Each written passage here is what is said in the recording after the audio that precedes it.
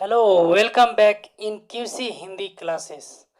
कहते हैं कि ये न पूछ जिंदगी खुशी कब देती है, ये न पूछ जिंदगी खुशी कब देती है, शिकायत उन्हें भी है जिन्हें वो सब देती है।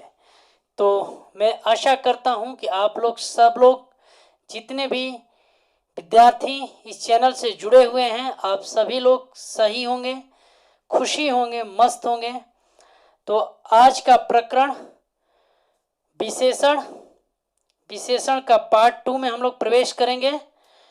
पार्ट 1 में हमने ये जाना कि विशेषण का क्या अर्थ होता है, हिंदी व्याकरण में विशेषण की क्यों आवश्यकता पड़ी और विशेषण किसे कहते हैं, और इसके साथ साथ हमने ये भी जाना कि विशेषण और विशेषी में क्या अंतर है। आज हम लोग पार्ट 2 में प्रवेश कर चुके हैं और विशेषण टॉपिक से ही संबंधित आगे बढ़ते हैं।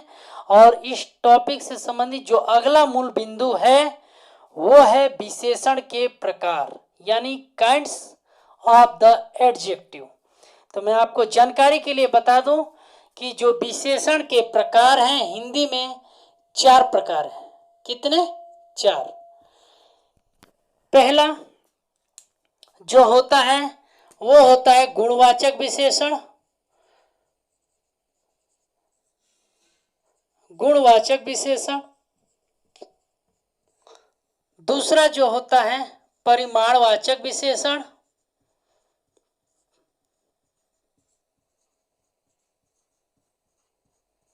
तीसरा जो होता है संख्यावाचक विशेषण। और चौथा जो होता है वो होता है सार्वनामिक विशेषण। तो इस तरह हिंदी में विशेषण के 4 भेद होते हैं। आप लोग बोर्ड पर देख सकते हैं। गुणवाचक विशेषण जिसे इंग्लिश में बोलते हैं एडजेक्टिव ऑफ क्वालिटी। परिमाणवाचक विशेषण जिसे इंग्लिश में बोलते हैं एडजेक्टिव ऑफ क्वांटिटी। तीसरा जो भेद है वो है संख्यावाचक विशेषण, यानी एडजेक्टिव ऑफ नंबर। और जो चौथा भेद है सार्वनामिक विशेषण, इसको इंग्लिश में बोलते हैं डेमोन्स्ट्रेटिव एडजेक्टिव, है ना। तो इस तरह 4 भेद होते हैं और इन चारों को मैंने यहाँ पे नोट कर दिया है।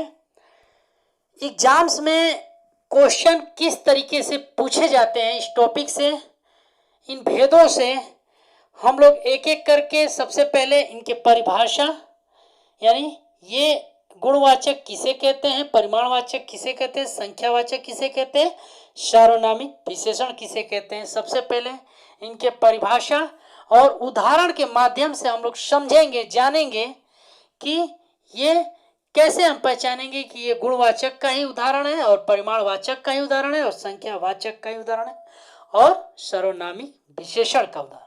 तो आइए एक एक करके हम लोग इसको देखते हैं। सबसे पहले गुणवाचक विशेषण क्या होता है। तो जो पहला भेद है गुणवाचक विशेषण, मैं कभी भी कोई भी टॉपिक उठाता हूं तो अक्सर मैं ये चीज जरूर बताता हूं कि उस शब्द में ही उसकी परिभाषा छिपी रहती है। अब देखिए यहाँ पे लिखा है गुणवाचक। गुण क्या होता है ये तो सबको पता है कि किसी इंसान के अंदर गुण अच्छा भी होता है, किसी इंसान के अंदर गुण उसका बुरा भी होता है, यानी गुण के बारे में बताया है। यानी लिख सकते हैं परिभाषा यहाँ पे कि जो वे शब्द जो किसी संज्ञा या सर्वनाम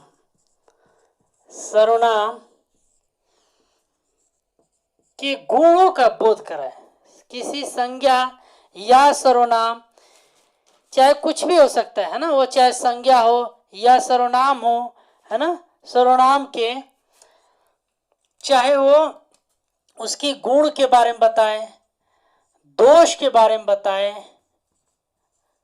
है ना, रंग के बारे में बताए, ठीक, या फिर आकार के बारे में बताए, आकार मतलब अवस्था, ठीक है, आकार, या फिर दशा, या फिर अवस्था आदि के बारे में बोध कराए, आदि के बारे में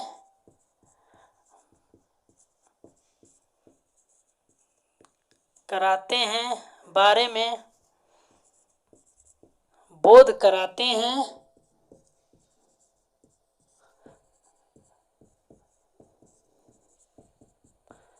उन्हें गुणवाचक विशेषण कहते हैं। परिभाषा आप लोग देख सकते हैं।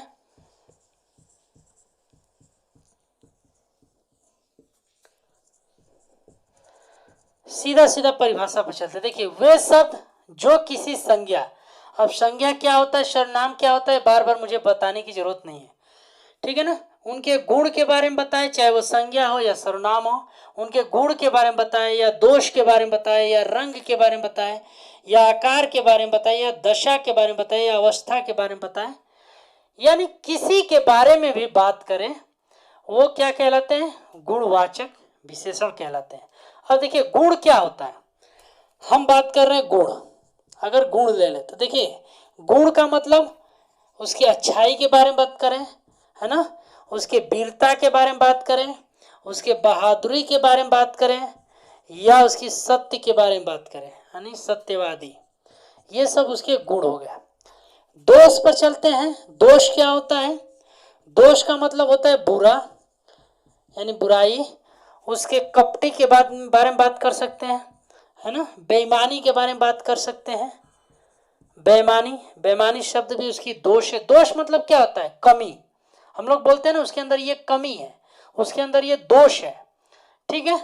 अगला है रंग। रंग क्या होता है, सबको पता है, हरा पीला नीला, ये सब क्या है, रंग होता है ना, हरा नीला पीला, ये सब रंग होता है, यानी जिसके रंग की बारे में बात करें, चाहे वो संज्ञा हो या सर्वनाम कोई भी हो, अगर उसके रंग के बारे में बात करें तो ये क्या कहलाएगा, गुणवाचक विशेषण। आकार क्या होता है, आकार सबको पता है, छोटा बड़ा मोटा पतला, है ना, ये सब उसका आकार होता है। गोल मोटा, गोल होता है, सुडोल होता है, पतला होता है, ये सब आकार होता है। दशा, अवस्था क्या होता है, बुढ़ापा जवानी, यानी उसकी अवस्था के बारे में बताए, जीवन अवस्था, जो यौवन अवस्था होता है, यानी वो बुढ़ा है, मोटा है ना, कैसा है, तो ये सारी चीजों के बारे में जो भी बताए वो क्या कहलाएगा, गुणवाचक विशेषण कहलाए।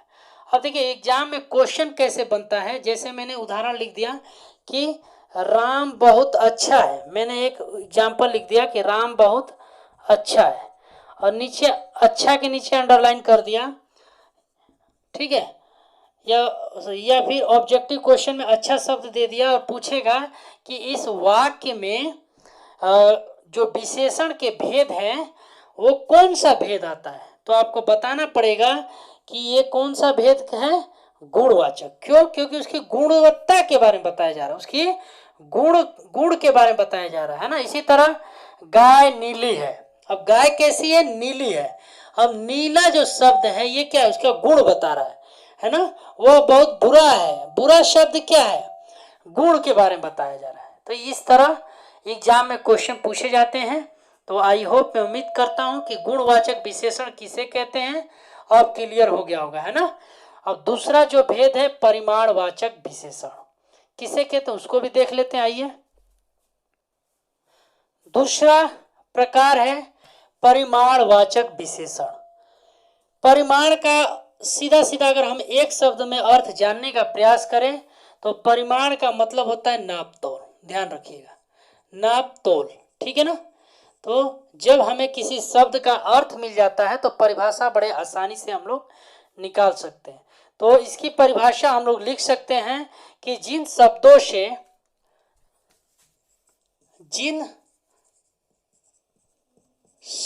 से किसी वस्तु की मात्रा, किसी वस्तु की मात्रा या नाप तोल, ध्यान दीजिएगा, या नाप तोल का बोध कराए, है ना, ध्यान रखिएगा, या नाप तोल का पता चलता है, का पता चलता है, उसे परिमाणवाचक विशेषण कहते हैं। ठीक है, कहते हैं। अलग अलग किताब में अलग अलग तरीके से परिभाषा आपको देखने के लिए मिलेगा, लेकिन मैंने बहुत ही सिंपल परिभाषा लिखा है कि जिन शब्दों से किसी वस्तु, अब देखिए चाहे वो कोई भी वस्तु हो, है ना, वस्तु की बात हो रही है तो कोई भी वस्तु हो सकता है, कपड़ा भी हो सकता है, खाद्य पदार्थ भी हो सकता है, कुछ भी हो सकता है, यानी उनकी मात्रा के बारे में बताएं। मात्रा मतलब कि वो कितनी है, कितनी मात्रा में है, कम मात्रा में है, ज्यादा मात्रा में है, या फिर नाप तोल के बारे में बात करें। अब नाप तोल क्या होता है, अब ये बिल्कुल इजी शब्द है। नाप तोल का मतलब क्या होता है, किसी चीज को जोखना, तौलना, है ना, कि 5 केजी है कि 2 केजी है कि 1 मीटर कपड़ा है कि 2 मीटर है, यानी नाप तोल करना, है ना, का पता चलता है, उसे परिमाणवाचक विशेषण कहते हैं।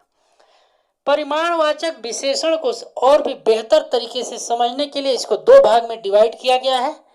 एक होता है निश्चित परिमाणवाचक, निश्चित परिमाणवाचक वाचक, और एक होता है अनिश्चित परिमाणवाचक। अर्थात यूं कह सकते हैं कि जो परिमाणवाचक विशेषण है इसको दो भाग में बांटा गया है। ठीक है, एक होता है निश्चित परिमाणवाचक, दूसरा होता है अनिश्चित परिमाणवाचक। अब निश्चित, अगर आपसे मैं पूछूं कि निश्चित शब्द का अर्थ क्या होना चाहिए, निश्चित क्या होता है, कोई चीज क्लियर हो, क्लियरिटी के बारे में बात करें, है ना, कि वो चीज एकदम निश्चित है, निश्चित है कि वो निश्चित है कि वो एकदम इतनी मात्रा में वो है, या इतनी मात्रा में एकदम क्लियर है। जैसे मैंने एग्जांपल, बाजार से 2 केजी सेब लाया। अब देखिए सेब कितना है, 2 केजी, तो सेब यहाँ पे एकदम निश्चित है, क्लियर है कि सेब है वो कितना है, 2 केजी है। बाजार से कुछ कपड़े लाया। अब देखिए कपड़े कैसा, कितना लाया, क्लियर नहीं है, 1 मीटर लाया, 2 मीटर लाया, 5 मीटर लाया, 10 मीटर लाया, ये क्लियर नहीं है। लेकिन मैं यहाँ पे एग्जांपल लिख दिया कि बाजार से 2 मीटर कपड़े ले आओ, ले आओ। ठीक है, मैंने एक एग्जांपल लिखा कि बाजार से 2 मीटर कपड़े ले आओ। तो क्या आपको यहाँ पे क्लियर नहीं हो रहा है कि कपड़ा कितना लाना है, 2 मीटर, कितना लाना है, 2 मीटर। ठीक, और यहाँ पे मैंने एक तरफ लिख दिया कि बाजार से कपड़े ले आओ, बाजार से कपड़े ले आओ। अब देखिए यहाँ पे क्लियर नहीं हो रहा है कि बाजार से कितना कपड़ा लाना है, 1 मीटर लाना है, 2 मीटर लाना है, 10 मीटर लाना है, क्लियर नहीं हो रहा है। इसी तरह और भी एग्जाम्पल है, जैसे मैंने बोला कि 1 किलो चीनी, आधा लीटर दूध और 2 किलो आटा लेते आना। मैंने एक उदाहरण लिखा है, बाजार से 1 किलो चीनी, आधा लीटर दूध और 2 किलो आटा लेते आना। तो क्या इसमें क्लियर नहीं है, जो भी हम खाद्य पदार्थ या जो भी वस्तु हम मंगा रहे हैं उसमें एकदम क्लियर करते जा रहा है कि बाजार से 1 किलो चीनी भी लाना है, आधा किलो दूध भी लाना है और आपको 2 किलो आटा भी लाना है। लेकिन इसी सेंटेंस को मैं चेंज कर रहा हूं, मैंने बोला कि बाजार से कुछ चीनी, कुछ मात्रा में दूध और कुछ आटा लेते आना। अब देखिए यहाँ पे उसका परिमाण, यानी जितना इसमें क्लियर नहीं हो रहा है कि हमें बाजार से कितना आटा लाना है, कितना चीनी लाना है। तो जो चीज क्लियर न हो उसको अनिश्चित, और जो चीज क्लियर हो उसे निश्चित परिमाणवाचक कहते हैं। आई होप, मैं उम्मीद करता हूं कि ये भी आपको क्लियर हो गया होगा। अब विशेषण का जो तीसरा भेद है वो है संख्यावाचक विशेषण, तो उसको भी देखते हैं। आइए, तीसरा भेद है संख्यावाचक यानी एडजेक्टिव ऑफ नंबर। संख्या का मतलब क्या होता है? गिनती, यानी जिस शब्द से संज्ञा या सर्वनाम के संख्या का बोध होता है उसे संख्यावाचक विशेषण कहते हैं। जैसे मैंने बोला कि विद्यार्थियों की संख्या 10 है। कितनी है? 10 है। तो आपसे मैं क्वेश्चन करूं कि यह वाक्य किस तरफ संकेत कर रहा है, तो आपका जवाब यही होगा कि संख्यावाचक। लेकिन इसको भी समझने के लिए हमको संख्यावाचक को दो भाग में बांटना पड़ेगा। एक होता है निश्चित और एक होता है अनिश्चित। लेकिन सबसे पहले उसकी परिभाषा यहाँ पे देखते हैं कि संख्यावाचक विशेषण किसे कहते हैं। तो लिख सकते हैं कि जिन शब्दों से संज्ञा या सर्वनाम, ध्यान दीजिएगा, संज्ञा या सर्वनाम की संख्या के बारे में, संज्ञा या सर्वनाम की संख्या का बोध हो, बोध मतलब ज्ञान, बोध हो, उसे संख्यावाचक विशेषण कहते हैं। ठीक है, एकदम सिंपल लैंग्वेज में मैंने इसका परिभाषा लिखा, विशेषण कहते हैं। ठीक है, कहते हैं। अब चाहे वो संज्ञा की बात करें या सर्वनाम की बात करें। अब संज्ञा क्या होता है, सर्वनाम क्या होता है, ये आप लोग जान चुके हैं। मैंने लिखा है कि जिन शब्दों से संज्ञा या सर्वनाम की संख्या का बोध हो, यानी जिस सेंटेंस में हमें यह पता चले उसकी संख्या के बारे में, चाहे वो सर्वनाम हो या संज्ञा, किसी के बारे में बात करें, लेकिन वो संख्या की ही बात करनी चाहिए, यानी गिनती के बारे में ही बतानी चाहिए। भले उसकी गिनती कुछ भी हो, 10 हो, 15 हो या न हो, लेकिन संख्या की बात कर रहा है तो वहाँ पे संख्यावाचक विशेषण कहलाएगा। जैसे इसको भी समझने के लिए मैंने बताया अभी कि इसको भी दो भाग में बांटेंगे। एक होता है निश्चित संख्यावाचक, एक होता है निश्चित संख्यावाचक, एक होता है अनिश्चित संख्यावाचक। ठीक है, एक होता है निश्चित संख्यावाचक विशेषण और एक होता है अनिश्चित। अभी मैंने निश्चित और अनिश्चित दोनों में मैंने समझाया है कि दोनों का अर्थ क्या होता है। मैं फिर से यहाँ पे बता दूं कि निश्चित का मतलब एकदम क्लियर हो और अनिश्चित का मतलब जिसकी संख्या या जिसके बारे में कोई चीज़ क्लियर ना हो। जैसे निश्चित का एक उदाहरण ले लेते हैं। विद्यालय में 10 विद्यार्थी आए हैं, या कक्षा में 10 विद्यार्थी बैठे हैं, कक्षा में 5 विद्यार्थी बैठे हैं, है ना।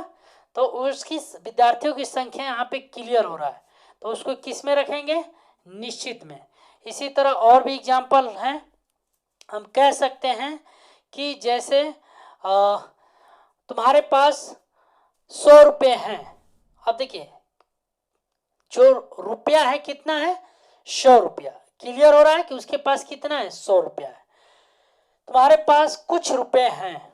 अब देखिए कितना रुपया है, क्लियर नहीं। 1 रुपया है, 10 रुपया, 50 रुपया है, या कितना है, क्लियर नहीं है ना।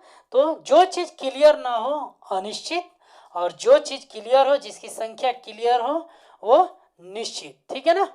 तो आई होप, मैं उम्मीद करता हूं कि इस तरह तीनों भेद के बारे में अब क्लियर हो गया होगा।